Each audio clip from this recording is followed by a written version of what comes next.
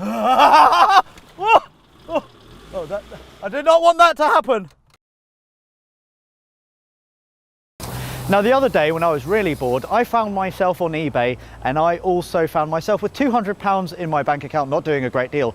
So I bet myself that I wouldn't buy the next car in the auction running out soonest in terms of time, and I lost against myself because I bought something, and I bought this. It is a Proton GL something, I'm not quite sure what it's called.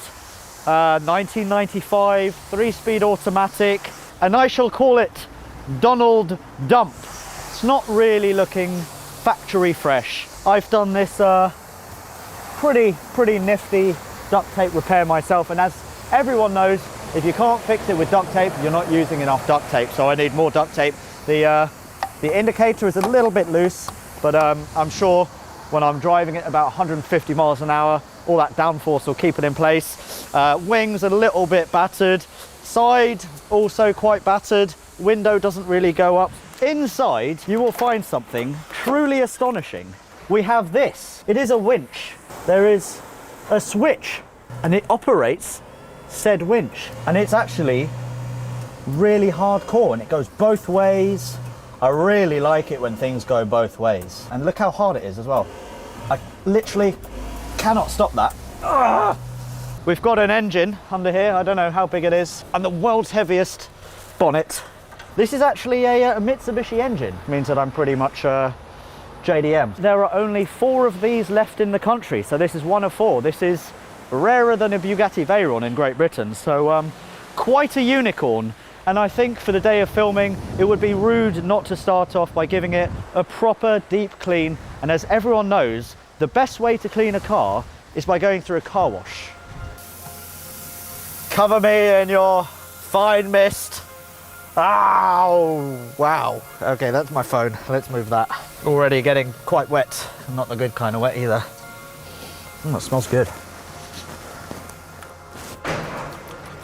Oh, no, it doesn't taste good though. Oh! I've gone for the silver car wash. I could have gone for the platinum, but I thought, let's not waste too much money on Donald Dump. Ah, okay, you got scared.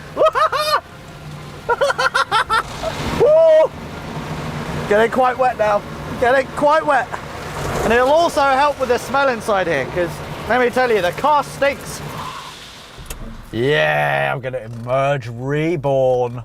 So with Donald now looking fresh to death and the duct tape doing its job magnificently, I hit the roads to see just how brilliant my £200 Proton was. The ride and handling on the Proton are sublime. Speed bump.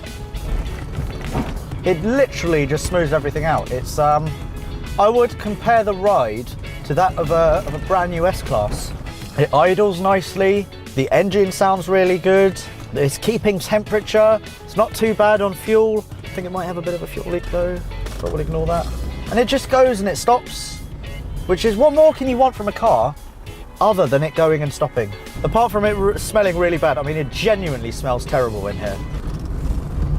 Oh, I don't want to know what that is. It looks like feces. I think someone had explosive diarrhea in here. The steering wheel is also very sticky, and the seats are stained. Everything is just stained. This is foot flat to the floor. Changes gear really nicely, pretty much like a DCT gearbox. We don't have proper kind of stuff in here. I don't have air conditioning. I've got a really crappy radio. I can count 2 buttons. I count 2 buttons on the dash. But the fact is, for £200, you can buy yourself a car that will get you places. Also, another safety feature that I've realised is the fact that the door doesn't really open. So you have to really struggle to get the door properly open. You have to whack it with your elbow. Usually in car reviews, with the M3 for example, or the MX-5, I would be shouting now because the exhaust and the engine noise would be so intrusive. But with this, I can whisper and you will hear everything.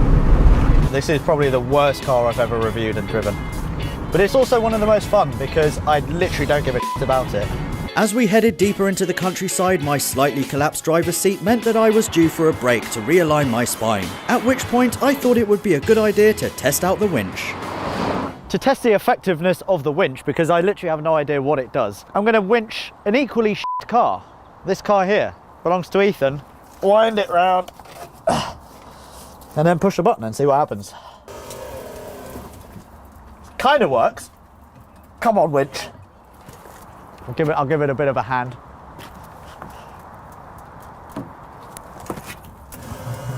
Yes, yes, yes, yes. Excellent. So you can kind of winch a car with the winch, which is good to know. Okay, so the winch wasn't as effective as I'd hoped, but I was confident that it would prove useful for what I had in store for the Broton next. Oh, we're in the ruts. We're in the ruts. Oh, we are bottoming out already. Oh, this is amazing. Oh, I need to get over this bit a little bit. Oh, yes. Come on, Donald. Oh my God. Oh, wow, that's big. If I get in there, I'm not going to make it out. I'm going to have to be very, very skillful and very careful here, because if I go in that rut, then it's game over for Donald. I did not want that to happen. Did not want that to happen. Oh, come on, Donald. Come on. Yes, yes, freedom. We're free. We're free. Yes. All right, I'm going to attack it from another angle. Oh, oopsie. Oh, that was, let's try and get up there. Oh, this is going to be challenging as well. Oh. Oh.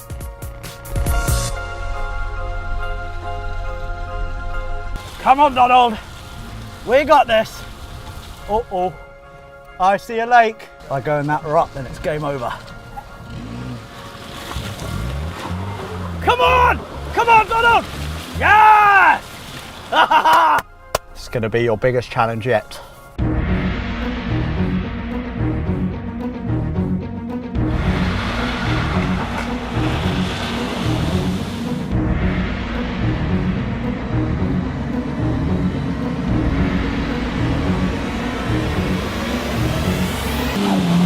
No!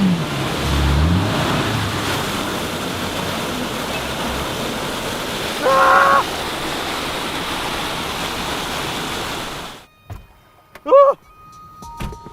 I fear it might be quite bad. I think Donald might be struggling. I could do with a push. Anyone? I think it's just a bit beached. The engine still seems pretty happy.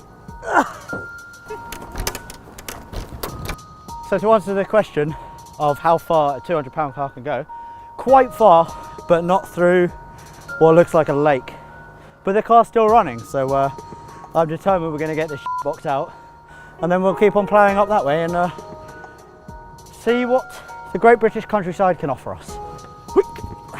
With Donald, my glorious 200-pound shitbox now beached, I enlisted the help of Ethan and new guy George to get the Broton free.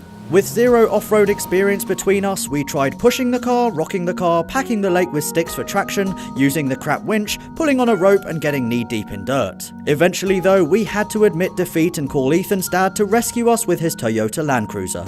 So as the light is slowly fading, it's about 5:30 now, you'll see that the car is still stuck, and now Ethan has to phone his dad. It did really well, and then it didn't do well.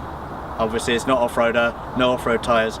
But it's part of the fun. I've rolled up my trousers now, and we just need to wait for Ethan's dad to arrive. It's a fun adventure. So Ethan's dad has just arrived in his Land Cruiser, and we're going to attach this crappy strap to the tow hook, and then get Donald dumped out. That'll do. With the Proton full of water and the exhaust trying its best not to go under, our first attempt to free the car ended with a broken winch mount. Finally, with the rear tow hook located, it was game on. Until the rope snapped. Luckily, there was a spare at hand, so we gave it one more go. Yes, yes, yes! Yes! Yes!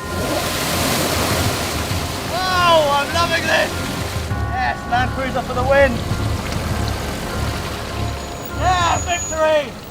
The big question was, would he make it back out of the green lane undamaged? Well, with no dams given and full power my only means of escape, the Proton's lightweight helped the car storm back up the green lane with all the elegance of a wet fart. You know the one, where you feel good about what you've achieved but where you're not quite sure what damage you've done to your undercarriage. I give you the world's greatest off-roader, the most back-to-basics machine 200 pounds can buy. Okay, we might have got a little bit stuck. It was flooded. It's broken, it's battered, but it's still going, and that is a sign of a truly great car. You can buy a car for £200, you can drive it, you can off-road with it, you can have some serious fun. But if you do want to do that and you want to do some off-roading, then make sure that you've got your friend's dad with a Land Cruiser. Straight pipe. If you plan on angering your neighbours to the point of being visited by the cops, then straight piping your car is a surefire way of making that happen quickly. Because the point of a straight pipe is to allow exhaust gases to exit the exhaust more effectively without the restriction of mufflers and catalytic converters, the result is a car so loud that you can hear it from miles away.